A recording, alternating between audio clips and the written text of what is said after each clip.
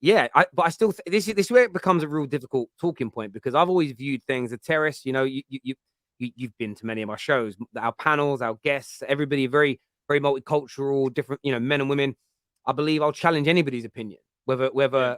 whoever they are. I think there's a right and a wrong way of doing it. But yeah, the map that the coverage, the coverage around the Rice thing has been amazing. And the Can I most say one important more thing is, thing, by the way? go One on. more thing. We haven't even touched on the fact that in this specific example, again, I can't speak for other examples, but this one in particular is so outrageous for me because the biggest context isn't even being spoken about here. These are teams that just a month ago were going throat for, like, they were literally at each other's throat for the Premier League title, and everyone expects them again this season to be going at each other's throat for the Premier League title.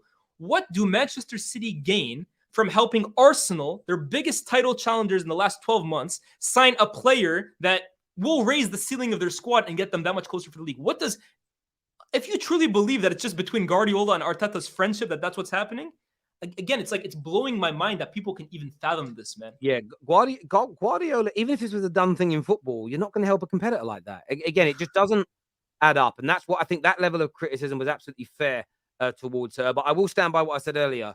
Lee Gunner's view was worse. Yeah, it's up there. Ornstein just invented it to make Arsenal look better. That's just so. Listen, I'm not like Lee. I like Lee. I rate what he does. Ornstein Bomba. That's what he's saying. It's different when it's from Ornstein. Yeah. He just Lee. Do you know what it is with Lee? As much as I think in his heart of hearts he wants Arsenal to win, there's a part of him that just, because he said there's no way if City get involved, we get him.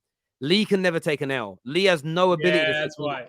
So because he was wrong, instead of going, damn, I was wrong, he says, nah, there was no bid. So in his mind, he was still right. Do you get what I mean? So yeah, it's an interesting one. But there's a few super chats here. First one says, Terry, is the new Club World Cup a threat to the Champions League?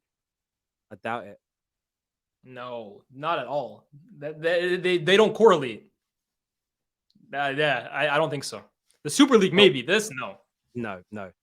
City had interest. Arsenal needed him more. Yeah, that's about the long and the short of it. That's pretty much it. And they got the deal done. This comment from Carl here says, are Arsenal finishing first or second next season? I have this feeling, and it's an early prediction. I still have to. Okay, I'm not sold on the Havertz signing. I like him as a player. I think he will improve under Arteta. I'm not sure Arsenal will improve that much with him, but I'm happy to be wrong here. I have this feeling Arsenal are going to do it next season, man. Honestly, it almost gives me it makes me reminisce of Liverpool, the season where they were 1 point behind City, and then the next season they came back and won it. Now I have to see the business that City does. I have to they look like they're close to signing Vardiol. Kovacic has come in, but let's see how the window ends for them. But at this current moment, I like Arsenal's trajectory, man. I maybe favor them next year. I feel like, mate, I get where you're coming from. I want to see preseason. I've never been so invested in watching Arsenal, Man United. I've always watched Man United preseason, but I've never been so invested in watching other clubs preseasons because work's being done early. Let's look how Liverpool progress, because Liverpool look like they're going to come back with a bang.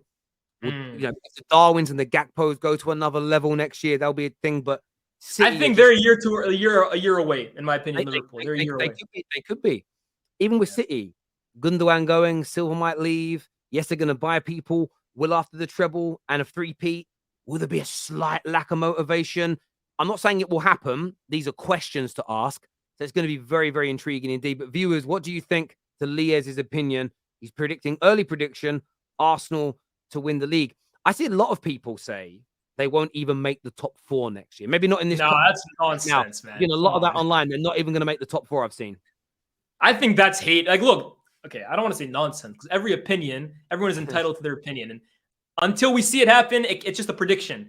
But there isn't enough to suggest that Arsenal will go down rather than up, or at least maintain their level, guys. Come on, this was a team that were on course to finish with above 90 points. And they are only improving in terms of the players they're signing. And their players that they had last year are only another year older and better. So I don't really know where that comes from. If you don't think Arsenal are going to the league, fair enough. I think that's very valid.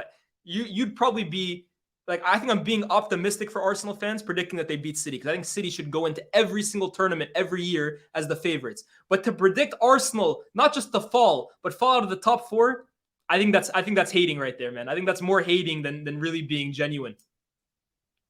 Yeah, I agree. I think that's again, if we watch all the transfer window and preseason, and there's 2 or 3 teams looking much better and they're struggling, then I would kind of get it. But as of right now, your predictions based on the transfers made and last season. Yeah.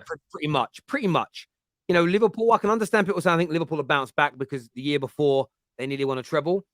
But to like write Arsenal off right this second, it's no more than I just don't like Arsenal, or this is what I want to happen more so than what I think like will happen. This year, Lee is one of the worst YouTubers. So much negativity and hate for Edu, Arteta, AFTV, Twitter, and a lot. The list, I think, the list goes on and on. He's a sad agenda, 100%. I think he's one of the best YouTubers, honestly. I love Lee Gunner's content, man. He kills me, bro. The thing where he was talking about, it hits different when it's from Ornstein. We need the bomba. We need that shit killed me, bro. Because honestly, my timeline looks like that, bro. Yo, I need that. Here we go. I need that Ornstein bomba, man. Hook it to my veins. It's so accurate, bro. Of course, he goes overboard, but man, he's an entertainer, and he entertains me, man. Yeah, I think I look at Lee this way. I don't take Lee literally. Sorry, I take. Don't take him literally and don't take him too seriously. Just take it for what it is. I'm not saying he's fake or he's a parody, but I would say, and I work him every week. He adds 20% for effect. So just take it for what it is. Like, it wouldn't. I can't believe people let it like affect their day. That's the thing for me. But that's just my take.